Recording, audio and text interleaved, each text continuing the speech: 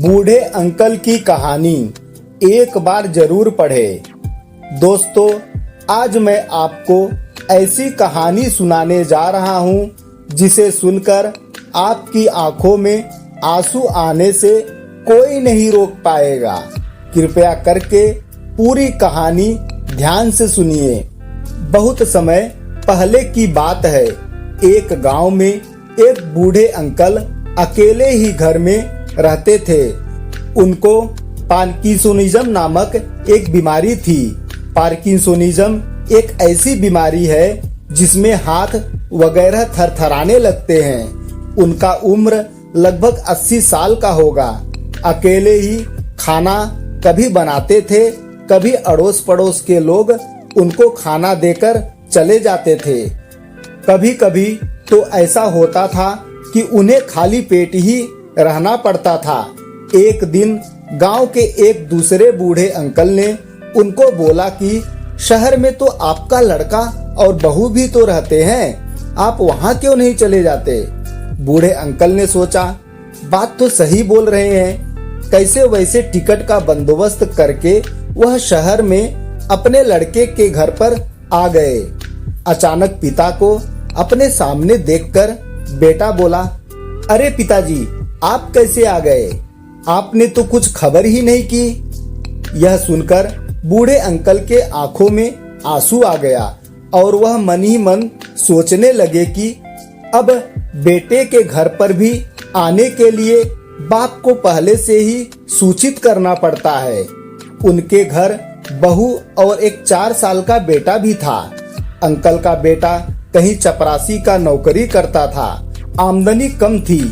एक छोटा सा 1 बेडरूम हॉल किचन फ्लैट में रहते थे। हॉल में एक डाइनिंग टेबल लगा हुआ था।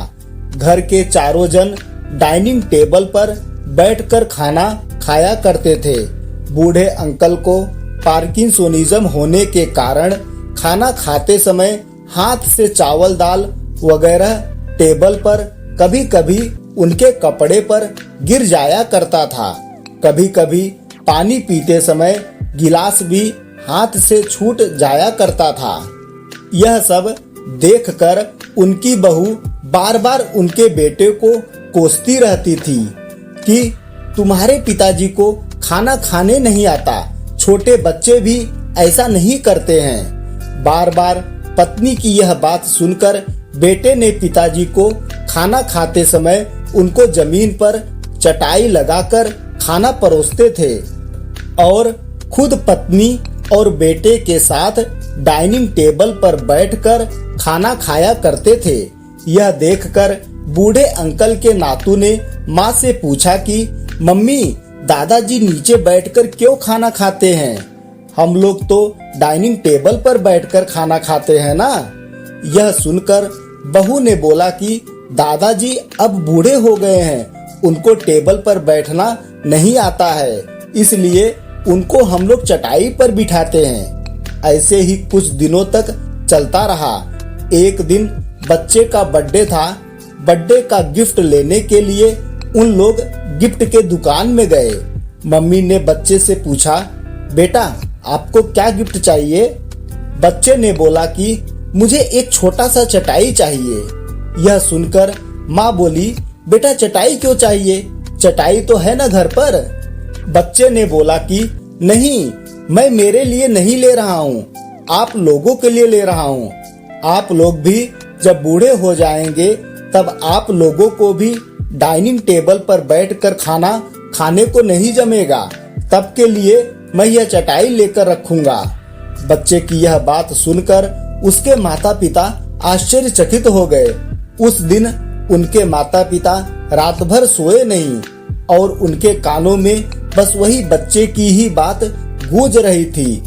दोनों जन रात को सोचते रहे कि भविष्य में हम भी बूढ़े होने वाले हैं, हमारे साथ भी ऐसी ही स्थिति आने वाली है। उस वक्त बच्चों का ऐसा व्यवहार हमें कैसा लगेगा?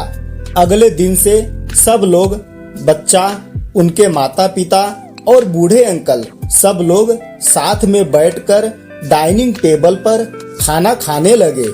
इस कहानी से हमें यह सीख मिलती है कि आज भले ही हम जवान हैं, कल हमें भी बुढ़ापे के दौर से गुजरना पड़ेगा। इसलिए हमें अपने बड़े बुजुर्गों को, अपने माता पिता का सम्मान करना चाहिए, क्योंकि जैसा सम्मान हम उनको देंगे वैसे ही सम्मान हम अपने बच्चों से अपेक्षा कर सकते हैं। दोस्तों, कैसा लगा यह बूढ़े अंकल की कहानी? कृपया कमेंट जरूर कीजिए। धन्यवाद। फिर मिलेंगे ऐसे ही इमोशनल कहानी के साथ अगले वीडियो में। जय श्री कृष्ण।